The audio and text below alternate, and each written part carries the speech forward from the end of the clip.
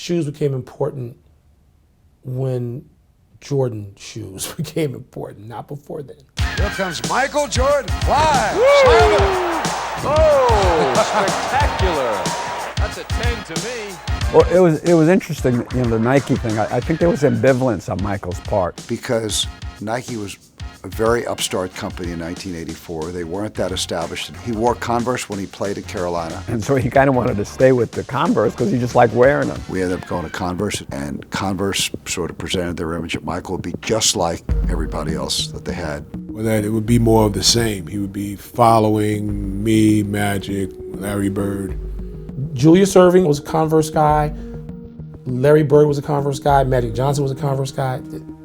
So what? And his dad asked the famous question, don't you have any new creative ideas? And they looked around like each other, like what does that mean? Like, we're going to treat him like Bernard King or Dr. J.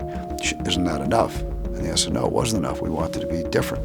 He just didn't like the vision. It was probably a tough emotional decision for him not to go that route, but he stood strong and when he got the best deal. I told him that he wouldn't have the level of artistic freedom at a very established company he'd have at a younger entrepreneurial company. Well, in 1984, Nike was that younger entrepreneurial company. They had a bigger vision. Nike really didn't have any one transcendent star. They needed a Jordan.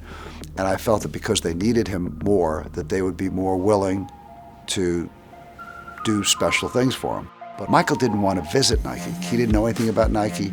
He wanted to go with Adidas. That was his dream.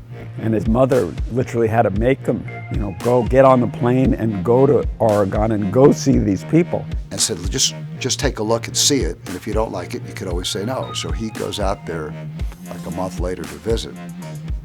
And they put together a music video where they put together a series of highlights from college and the Olympics. They had the Pointer Sisters jump, they had Van Halen jump.